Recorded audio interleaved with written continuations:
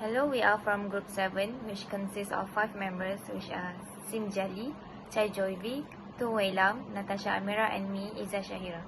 We are going to present our integrated project that we had done. In this project, we are going to present about the introduction, reaction engineering 1 part, process modeling simulation part, separation process part, and lastly, the conclusion. For reaction engineering 1, we were required to design a reaction process system for conversion and reaction of the palm oil resources into biodiesel.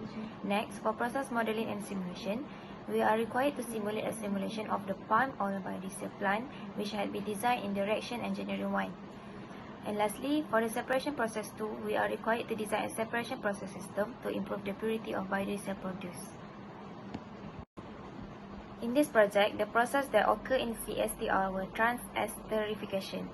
Trans-esterification is a chemical process that converts triglyceride in oils into biodiesel that can be used. Biodiesel manufactured by the trans-esterification process has a much lower viscosity, allowing it to be used in diesel engines instead of petroleum diesel. The industrial biodiesel manufacturing method uses alcoholysis, which is trans-esterification of triglyceride, the major component of vegetable oils and animal fats.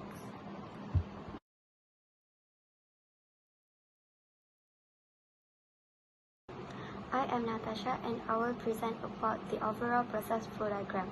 Firstly, methanol and sodium hydroxide will be fed into mixture. The sodium hydroxide will act as the catalyst. The mixture will then be heated. At stream 3, palm oil which is glycerol tripalmitate will be heated. After that, all of the reactants will be fed into mixture and the mixture will then enter 2 batch reactors in series. At stream 10, the mixture will then enter the separator system. Lastly, at stream 18, the retentate which is biodiesel will be produced. The type of reactor used is CSTR. This is because the trans-esterification process can be carried out in CSTR. This is because due to its agitator, the reaction can be assumed to be perfectly mixed, and the composition is uniform throughout the process. CSTR are the most prevalent units processed in the chemical industry. For the operating condition, based on the slide, this is our operating conditions. For the selectivity, we got 3 for both CSTR and the yield is 5. Selectivity is usually improved by operating the reactor at low conversion. At high conversion, the reactor has low concentration of at least one reagent and high concentration of product. So reactions that form byproducts are usually converted in the reactor and can be recovered and recycled. Reagents that become converted to byproduct usually cannot be recovered, and the byproducts must be purified for sale or else disposed as waste. The optimum reactor condition does usually favor low reactor conversion to give high selectivity for the desired products when all of these costs are taken into account. Moving on to how the chosen reactor separator system is designed.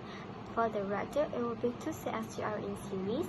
This is because they are less expensive, implying lower maintenance costs. Furthermore, the product have higher consistency of quality.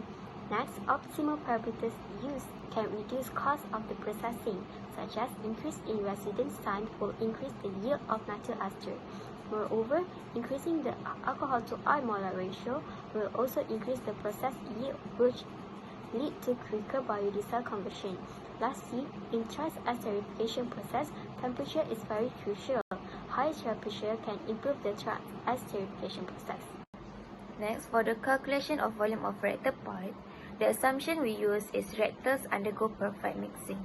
Next, we use steady state condition and the reactor undergoes isothermal reaction and elementary reaction.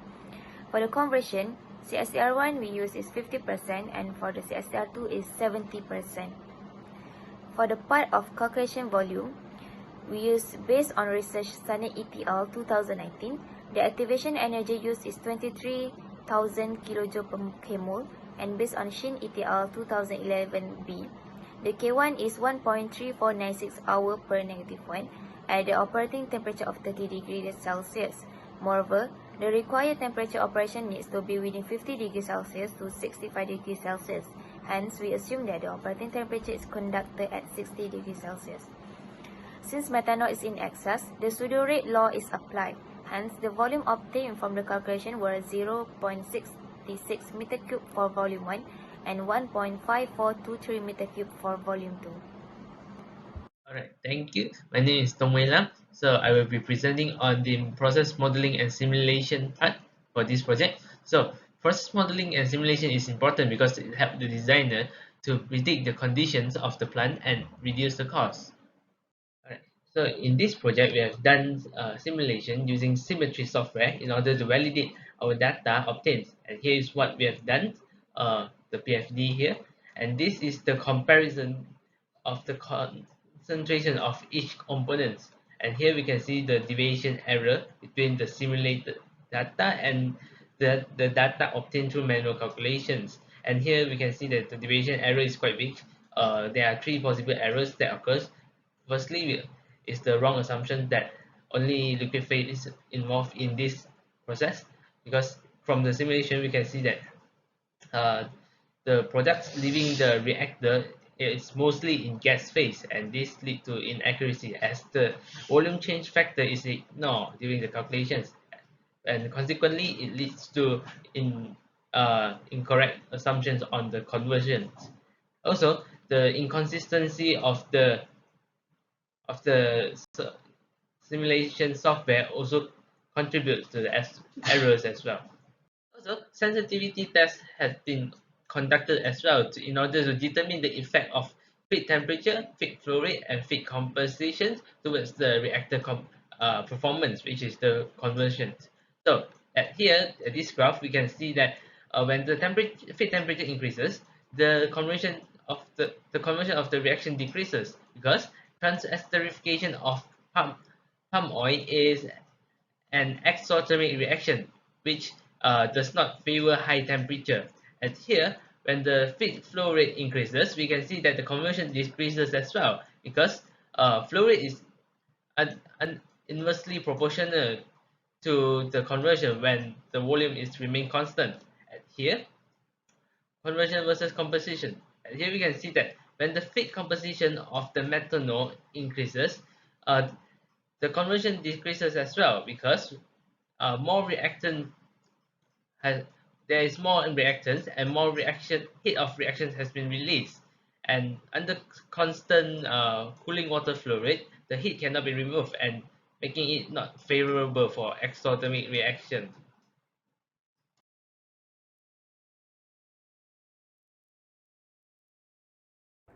Hi, I'm Jelly, and I'll be presenting the design of a separation process system to improve the quality of biodiesel. This is the block diagram of our biodiesel separation system, where we are using the membrane separation technique. I'll be explaining how our separation system works. Firstly, the impure biodiesel leaves the CSTR2 and flows into a gravity settling tank where the first stage of purification takes place. It then flows into a heat exchanger to lower the temperature to 40 degrees Celsius, which is the optimum temperature we need for the membrane separation to take place. After purification in a membrane, two streams will exit the membrane, which are the permeate stream, which is high quality biodiesel, and the retentate stream, which consists of the removed impure substances, which are glycerol, methanol, a little bit of biodiesel, and fatty acids. Next, we'll move on to the membrane unit material.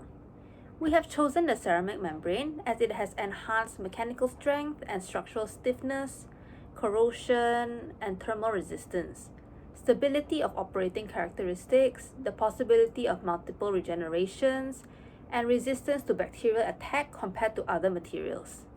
They also exhibit a very high hydraulic permeability and a narrow pore size distribution. As for the separation unit type, we'll be using a tubular ceramic membrane with a pore size of 0.05 micrometers. Research has shown that the ultrafiltration with 0.05 micrometer ceramic membrane setup meets the international standard of glycerol content compared to a microfiltration ceramic membrane. Wang et al. Has also stated that the content of free glycerol recorded for the purified biodiesel using microfiltration membrane was far better than those obtained when water washing was employed. Hi, I'm Jovi, and I'll be explaining an example of how we conducted the mass balance on the membrane unit. Firstly, overall mass and component balance was formed. Secondly, by following the biodiesel standard set by Cerium with 96.5% purity, we can calculate the mass flow rate of the methyl ester, aka biodiesel, by multiplying it with the desired mass flow rate of permeate stream, which is 3,000 tons per year. To find the molar flow rate, we can simply divide it with the molecular weight of methyl ester. Next, flux calculation was done to analyze the membrane performance and characteristics. Firstly, the permeability can be found using the permeate flux equation by assuming the desired flux to be achieved and large mass transfer coefficient. From there, the thickness can be found by the equation of permeability, which is equal to diffusivity multiplied by equilibrium distribution coefficient divided by thickness. And finally, the total area of membrane can be found from the definition of flux itself, which is mass flow rate divided by the flux. In conclusion, we have utilized three different knowledge in the design of biodiesel plant. From the knowledge of reaction engineering 1, the maximizing the yield of biodiesel was evaluated through the proposed operating condition and calculated volume of CSTR, as well as the selectivity in enhancing the reaction. Through process modeling and simulation, with the aid of Symmetry software, we can estimate the process, controlling the costs, and to validate the results obtained manually. Sensitivity test was done to study the effects of feed temperature, feed molar flow rate, and feed composition on the reactor performance. And finally, the separation process 2, we propose an ultrafiltration membrane to purify the crude biodiesel due to its advantages of the materials and selectivity. Mass balance and flux calculation has shown that membrane separation unit is effective in producing the required specification with environmental benefits compared to the conventional separation method. That's all from Group 7. Thank you.